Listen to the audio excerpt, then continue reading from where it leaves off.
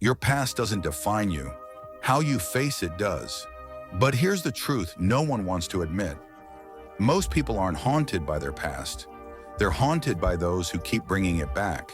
You've moved on, you've grown, you've healed. Yet one day someone, maybe an old friend, an ex, or even family, reaches back into that past like a thief in the dark. And they pull out your old mistakes as if they own them.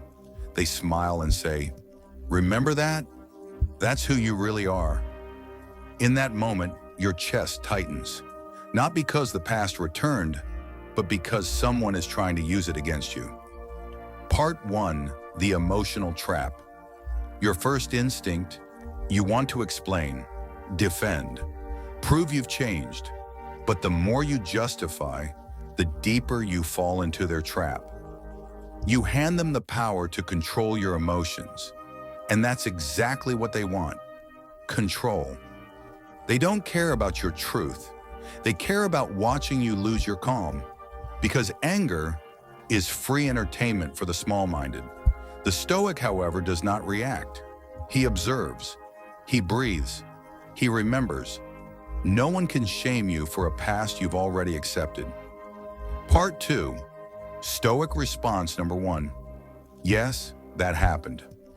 The ego's first defense is denial, but Stoicism teaches that acceptance is liberation. When someone throws your past in your face, say calmly, "Yes, that happened." No excuses, no shame, just calm acknowledgement. You see, the moment you stop hiding from your past, you take away its power to hurt you. Someone says you were fired from that job, remember? You answer, "Yes, I was." And that's how I learned resilience. That's not weakness, that's mastery.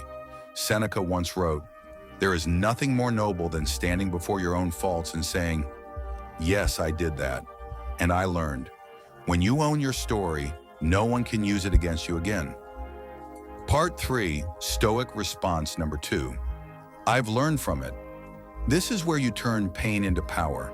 Every failure, every heartbreak, every betrayal becomes a teacher.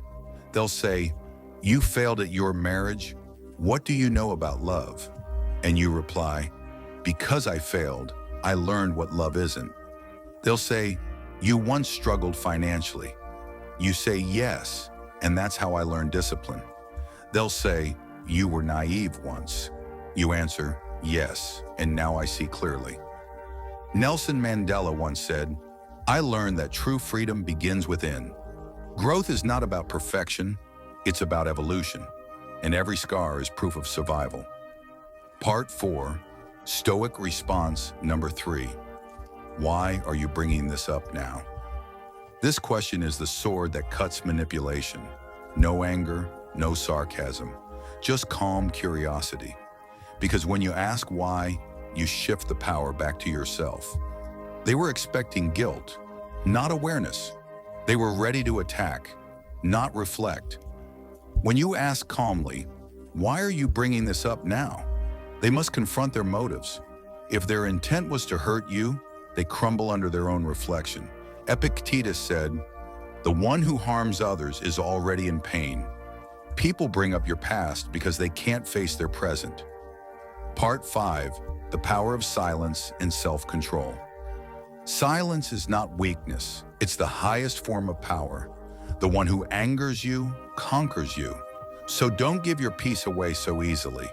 In a world where everyone's shouting, the calm one commands the room. When they expect reaction, stay silent. When they expect defense, smile. When they expect explanation, walk away. Someone once told me, "You never react. That makes people afraid of you." I smiled and said, "I'm not trying to be feared. I'm trying to be free." Part 6, Transformation, turning pain into wisdom. The Stoic doesn't erase the past. He transforms it.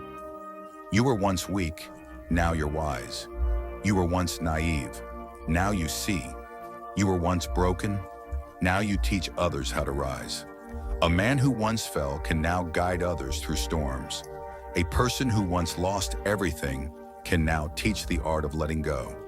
That's the beauty of transformation. your scars become scripture. Conclusion: the Stoic ending. People will use your past to pull you down, not because you're weak, but because your growth reminds them of what they could have been. When you rise, you become a mirror, and not everyone is ready to face their reflection. They don't attack you because you're broken. They attack because you've healed. So next time someone drags your past into the light, smile and say, "Thank you, but I've already finished that part of the story." Then walk away, calm, steady, untouchable. Because true freedom isn't forgetting your past. It's being at peace even when you remember. If this message spoke to your soul, share it with someone still trapped in their past. And if you walk this path of inner peace and Stoic wisdom, subscribe and join our growing circle of calm minds and unbreakable spirits. Comment your reminder for today. I've closed that chapter. My story moves forward